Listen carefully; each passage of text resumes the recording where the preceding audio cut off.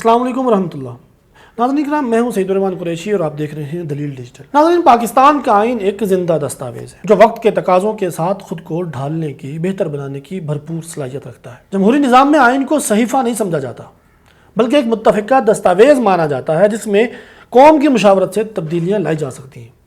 آج کی اس ویڈیو میں ہم بات کریں گے 27ویں آئینی ترمیم پر، ایک ایسی ترمیم جو نہ صرف 18ویں ترمیم کی کمزوریوں کو دور کرنے کی کوشش کرے گی بلکہ وفاق اور صوبوں کے درمیان توازن قائم کرنے کی ایک جمہوری کاوش بھی ہے۔ تو سوال یہ ہے کہ کیا 27ویں آئینی ترمیم پاکستان کے نظام کو مضبوط بنائے گی؟ کیا یہ وفاقی اختیارات کے بڑھنے کے ایک نئی بحث کو چھیڑے گی؟ آئیے ان تمام تر سوالات کے جوابات تلاش کرنے کی کوشش کرتے ہیں۔ ناظرین کرام، جمہوری معاشروں میں مشاورت اور مکالمہ ہی آئینی اصلاحات کی بنیاد ہوتا ہے۔ اس لیے اگر آج پیپلز پارٹی اور مسلم لیگ نون کے درمیان ترمیمی بات چیت ہو رہی ہے تو یہ ایک جمہوری عمل کہلائے گا۔ اس کو کسی سازش کا حصہ قرار دینا یہ بہت دور کی سوچ ہے۔ اب ذرا دیکھتے ہیں کہ 27ویں آئینی ترمیم میں تجویز کی گئی تبدیلیاں دراصل ہیں کیا۔ نمبر 1، بلدیاتی نظام کی بحالی۔ صوبوں نے مقامی حکومتوں کو یا تو ختم کر دیا یا بے اثر بنا دیا۔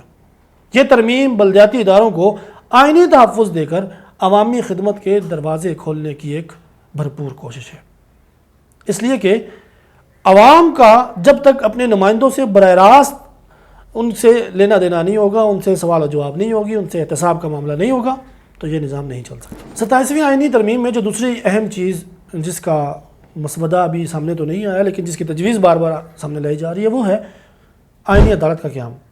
ناظرین، دنیا کے بہت سارے ممالک میں سپریم کورٹ کے ساتھ ساتھ ایک آئینی عدالت الگ سے بنی ہوئی ہے۔ عالمی ماڈلز کے مطابق ان میں جرمنی ہے، ترکی ہے، بھارت ہے، اٹلی ہے۔ ان میں آئینی عدالتیں الگ سے کام کر رہی ہیں۔ وہ عدالتیں حکومت نہیں چلاتی ہیں، وہ عدالتیں ایسے تمام کیسز کا فیصلہ جو براہ راست عوامی مفاد سے جڑے ہوتے ہیں فوراً ان کا فیصلہ کر دیتی ہیں۔ اور حال یہ ہے کہ پاکستان کا نظام انصاف دنیا میں 139ویں نمبر پر ہے اور بالخصوص پاکستان کے جوڈیشری نظام میں اصلاحات کی بے حد ضرورت ہے، اس لیے کہ یہاں کے جو معزز جج صاحبان ہیں دنیا میں سب سے زیادہ تنخواہیں لینے والے ہیں، لیکن ایک عام سے مقدمے کا فیصلہ سپریم کورٹ کو سناتے جو عام آدمی کے ہیں اس کو تقریباً اوسطاً 8 سے 10 سال لگتے ہیں اور اس وقت 24 لاکھ سے زائد کیسز وہ زیر التوا ہیں۔ تو آئینی عدالت جو ہے وہ صرف اور صرف ان کیسز کو آئینی مقدمات سنے گی اور سپریم کورٹ کے اوپر جو بوجھ ہے وہ بھی اس سے تھوڑا سا کم ہو جائے گا۔ اس کے علاوہ اس آئینی ترمیم کے اندر ایک اور اہم چیز وہ ایگزیکٹو مجسٹریٹس کے خاتمے کے بعد جو عدالتوں کا بوجھ 300% بڑھ چکا تھا اس کو ختم کرنے کی کوشش ہے۔ دوبارہ سے ایگزیکٹو مجسٹریٹ لائے جائیں گے۔ مطلب کیا ہے؟ مطلب صاف ظاہر ہے، ذخیرہ اندوزی یا قانون ہاتھ میں لینا، قانون توڑنا، جو چھوٹے موٹے جرائم ہیں جن کے لیے فوراً سزا دی جا سکتی ہے، ان کیسز میں بھی بسا اوقات ایسا ہوتا ہے کہ ایک لمبے نظام انصاف میں سے جس وقت اس بندے کو گزارا جاتا ہے تو وہ یا تو اپنی سزا پوری کرنے سے پہلے ہی جب اس کو سزا سنائی جاتی ہے اتنی لمبی وہ جیل کاٹ چکا ہوتا ہے۔ تو اس لیے ایسی آئینی ترمیم کے ذریعے ایک ایسے ایگزیکٹو مجسٹریٹ کا قیام جو ہے یہ بے حد ضروری ہے جو موقع پر سزا دے سکیں، موقع پر ضمانت دے سکیں اور ان کو اس طرح کے رائٹس وغیرہ بھی دیے جائیں گے۔ اس کے علاوہ پاکستان کا ایک بہت بڑا مسئلہ ہے وہ آبادی میں بے تحاشا اضافہ۔ وسائل محدود ہیں جبکہ آبادی میں جو اضافہ وہ مسلسل ہو رہا ہے۔ پاکستان میں وہ 2.5% ہے سالانہ، جبکہ ایران میں 1.1 اور بھارت میں 0.9% ہے۔ چین 0.03% اس کی آبادی کا ریشو ہے سالانہ۔ تو اگر آبادی کی منصوبہ بندی وفاق کے پاس ہو تو وفاق اپنے وسائل کو دیکھتے ہوئے اس کے حساب سے آگے چیزوں کی تقسیم کرے گا یا اس کے حساب سے پالیسیز بنائے گا۔ اگر اسی رفتار سے پاکستان کی آبادی بڑھتی رہی تو 2040 تک پاکستان کی آبادی 34 کروڑ سے تجاوز کر جائے گی، جبکہ وسائل آپ جانتے ہی ہیں۔ پاکستان میں ایک بڑا مسئلہ جو ہے وہ یکساں نظام تعلیم نہیں ہے۔ تو اس آئینی ترمیم کے ذریعے صوبوں سے تعلیم کا جو ان کو حق دیا تھا وہ صوبوں سے لے کے وفاق انٹر کیا جائے گا، یکساں نظام تعلیم ہوگا۔ ہوتا یہ ہے کہ بہت سے علاقوں کے اندر آپ جو بیکورڈ ایریاز ہیں بلوچستان میں یا KPK میں یا سندھ کے علاقوں میں دیکھیں، جس صوبے نے ترقی کی ہے وہ اپنی تعلیم کو ایک اعلیٰ لیول تک لے گیا ہے اور باقی صوبے جو ہیں وہ تعلیم کے لیول پہ انہوں نے محنت نہیں کی، غور نہیں کیا، تو وہ ان کو ڈاؤن ہوتے اتنا ہو گیا کہ آج بنیادی جو اسکولوں میں سہولیات ہیں جن میں واش رومز ہیں، ٹھنڈا پانی ہے، سایہ ہے اور بچوں کے بیٹھنے کے لیے بینچز وغیرہ ہیں، یہ تمام تر چیزیں اسکولوں سے مفقود ہیں، ناپید ہیں، وہاں نہیں پائی جاتی ہیں۔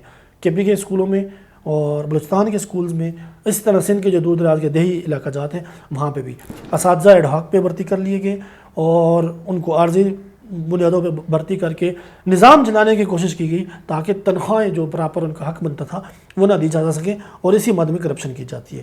اس لیے وفاق یہ چاہتا ہے کہ اس آئینی ترمیم کے ذریعے جو صوبوں کو تعلیم کا حق دیا تھا وہ تعلیم کا حق وفاق اپنے پاس رکھے، اور یکساں نظام تعلیم دنیا میں مختلف جس طرح ممالک کے اندر ہو رہا ہے پاکستان میں بھی اسی طرح ہو سکے۔ آپ یہ دیکھیں کہ دنیا کے 57 ممالک، مسلم ممالک میں سے 42 ممالک میں دفاع، آبادی، تعلیم، الیکشن کمیشن اور عدلیہ کے جو بنیادی اختیارات ہیں وہ وفاق کے پاس ہوتے ہیں۔ بدقسمتی سے پاکستان ان چند ممالک میں ہے جن میں وفاق کے پاس اس طرح کی کسی بھی قسم کی کوئی اختیارات نہیں ہیں۔ اس آئینی ترمیم کے ذریعے جو ایک بات کی جا رہی ہے اس میں NFC ایوارڈ کے تحت جو صوبوں کو رقم دی جاتی ہے وہ رقم بھی وفاق اپنے پاس رکھنا چاہتا ہے، تاکہ جو ایک نیا فارمولہ NFC ایوارڈ جو پہلے جس فارمولے کے تحت صوبوں کو رقم تقسیم کی جاتی تھی، اب ایک نئے فارمولے کے تحت یہ رقم تقسیم کی جائے گی۔ ہوتا کیا ہے، یہ NFC ایوارڈ پہ سب سے زیادہ کریڈٹ کا حق جو ہے وہ پیپلز پارٹی نے اپنے پاس رکھا ہوا ہے، کریڈٹ لیتی ہے، سرعام لیتی ہے، اور اس میں وہ اپنے آپ کو کھلم کھلا صوبوں کو جو پیسہ ملتا ہے، ریونیو ملتا ہے، اس میں وہ اپنا کریڈٹ اس بات کو دیتے ہیں۔ وزیر اعظم اس وقت یوسف رضا گیلانی صاحب تھے، تو بلا شبہ ان کا یہ کارنامہ بنتا ہے۔ لیکن سوال یہ ہے کہ NFC ایوارڈ سے اتنی زیادہ رقم جو اربوں روپے بنتی ہے وہ لینے کے باوجود آپ کے جو بنیادی مسائل ہیں، تعلیم ہے، صحت ہے، آبادی کنٹرول ہے، اور جو دوسرے باقی عوامی خدمت کے جو بلدیاتی نظام ہے، ان تمام تر اداروں کو، ان تمام تر شعبہ جات کو کیوں مضبوط نہیں کیا گیا؟ اب ہوتا یہ ہے کہ صوبوں کی ناقص پالیسیوں کی وجہ سے یا پیسے کی بے انتہا کرپشن کی وجہ سے وفاق کو بہرحال پیٹرول مہنگا کرنا پڑتا ہے، گیس مہنگی کرنی پڑتی ہے، یا بجلی مہنگی کرنی پڑتی ہے، اور اس کا تمام تر جو جا کے انحصار ہوتا ہے وہ عوام کے اوپر جاتا ہے، عوام کے اوپر بوجھ پڑتا ہے۔ تو وفاق کی یہ چاہت ہے کہ NFC ایوارڈ کا ایک نیا فارمولہ طے کیا جائے۔ اب دیکھیں KP کو 1% باقی تینوں صوبوں سے فالتو ملتا ہے NFC ایوارڈ میں دہشت گردی کے خلاف جنگ لڑی جانے کی وجہ سے، لیکن سب سے زیادہ متاثر صوبہ اب بھی بدقسمتی کے ساتھ وہ KP ہی ہے۔ وجہ وہاں کی حکومت کا اس حوالے سے ایک عدم توجہی کا سلسلہ ہے۔ وہاں آپریشنز ہوتے ہیں، وہاں فوجی آپریشنز ہوتے ہیں، یا کوئی بھی اس طرح کا کوئی دہشت گردی کو ختم کرنے کی کاوش کی جاتی ہے، تو ان کے جو لیڈر ہیں قیدی نمبر 804 وہ اڈیالہ کے چانسلر بنے ہوئے ہیں اپنے ان جو کیسز ان کے اوپر چل رہے تھے ان کیسز کی وجہ سے۔ اب وہاں ان کی پارٹی کی حکومت ہے، وہ چاہتے ہیں کہ ہمارے لیڈر کو رہا کریں، لہٰذا جب تک لیڈر رہا نہیں ہوگا صوبے کے اوپر کسی قسم کی کوئی توجہ نہیں دینی۔ ابھی حال میں جو ان کے نئے CM بنے ہیں سید آفریدی صاحب، وہ فرماتے ہیں کہ میں عشق عمران میں مرنے کے لیے آیا ہوں۔ رپورٹر اگلے دن پوچھتا جب وہ اڈیالہ کے سامنے بیٹھے ہوئے تھے کہ سر آپ نے ابھی تک کابینہ اناؤنس نہیں کی تو صوبہ کیسے چلائیں گے؟ آگے سے وہ جو ہے نا اپنے مشہور زمانہ جو ان کا مخصوص سٹائل ہے بتیسی باہر نکال کے دکھا دیتی ہیں، اور کسی قسم کا کوئی جواب ان کے سامنے نہیں تھا۔ تو وفاق یہ چاہتا ہے کہ NFC ایوارڈ میں سے آپ وفاق سے رقم لیتے ہیں، دہشت گردی کے خلاف میں KP کا صوبہ جو ہے وہ 1% زیادہ لیتا ہے، اس کے باوجود دہشت گردی کیوں ختم نہیں ہو رہی؟ اس لیے کسی نئے فارمولے کے تحت ایک جو فارمولہ ہوگا وقت آنے کے ساتھ ساتھ وہ چیزیں سامنے آ جائیں گی۔ تو یہ تمام تر جو چیزیں ہیں یہ اس آئینی ترمیم کے ذریعے سامنے لائی جا رہی ہیں۔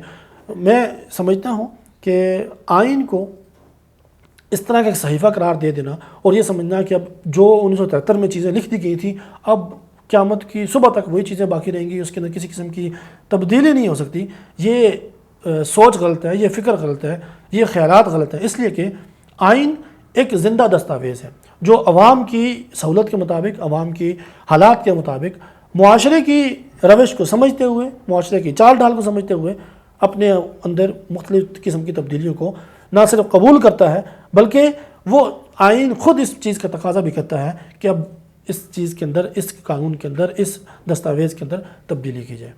اب یہ پارلیمنٹ اور عوام پر ہے کہ وہ اس ترمیم کو صرف سیاسی زاویے سے دیکھتے ہیں یا قومی مفاد کے تناظر میں۔ اگر ہم واقعی ایک مضبوط وفاق چاہتے ہیں تو مشاورت، شفافیت اور نیک نیتی کا توازن ہمیں برقرار رکھنا ہوگا۔ یہ تھا آج کا دلیل ڈیجیٹل کا ولاگ۔ اگر آپ کو ویڈیو پسند آئی ہو تو سبسکرائب کیجئے، لائک اور کمنٹ ضرور کیجئے تاکہ بات آگے بڑھے اور دلیل زندہ رہے۔ ملتے ہیں کسی اور ویڈیو میں، اپنا خیال رکھیے گا۔ اللہ حافظ۔